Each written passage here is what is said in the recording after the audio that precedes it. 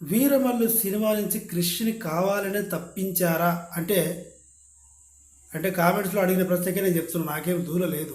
తర్వాత నేను ఎంక్వైరీ చేస్తే అవును నిజమే, కావాలనే తప్పించి ఉండొచ్చు. దీనికి ఆధారాలు ఉన్నాయి. ఎందుకంటే అసలు ఈ ఏఎం జ్యోతికృష్ణ అనే డైరెక్టర్ ఎవరు? నిర్మాత కొడుకు, అంటే ఏఎం రత్నం గారి పెద్దబ్బాయి. ఎస్, ఏఎం రత్నం గారి పెద్దబ్బాయి ఈ జ్యోతికృష్ణ, ఏఎం జ్యోతికృష్ణ.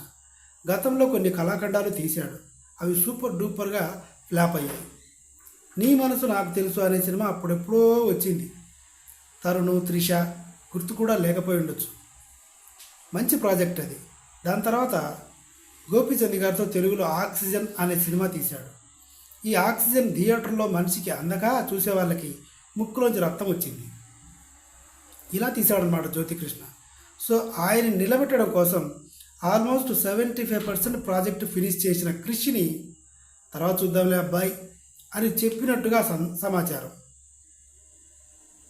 ఏఎం రత్నం గారి పెద్ద అబ్బాయి ఏఎం జ్యోతికృష్ణ, రెండో అబ్బాయి Ravikrishna, AM Ravikrishna.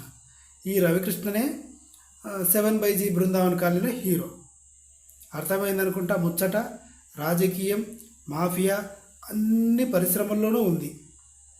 Kirana shop దగ్గర నుంచి పెద్ద పెద్ద పొలిటీషియన్స్ వరకు అన్ని పరిశ్రమల్లోనూ ఉంది. మొత్తానికి ఇప్పుడు సినిమా బాగుందా బాగలేదా అంటే హార్డ్ కోర్ ఫ్యాన్స్ ఏయ్ అంటారు. టెక్నికల్గా సినిమా కొన్ని చోట్ల మిస్టేక్స్ ఉన్నాయి, కానీ చరిత్ర కాబట్టి చూడాలి, తెలియని విషయాన్ని తెలుసుకోవాలి. కథలో కూడా కొన్ని లోపాలు ఉన్నాయి. జ్యోతికృష్ణ గారు చూసుకోలేదు. ఇది కూడా బయటపడుతుంది. పవన్ కళ్యాణ్ గారు చాలాసార్లు షూటింగ్కి రాని సందర్భాల్లో ఎడిటింగ్ చేయాల్సి వచ్చింది, ఫేస్ని డూప్ని మెయింటైన్ చేయాల్సి వచ్చింది. ఇవన్నీ కూడా సీన్స్ సరిగా రాలేదు. నేను చూసినప్పుడు ఆ గోల్లో నాకు కొన్ని అర్థం కాలేదు. హిస్టరీ, మంచి డైరెక్టర్, ఈ ఊపి మీదనే పోయాం.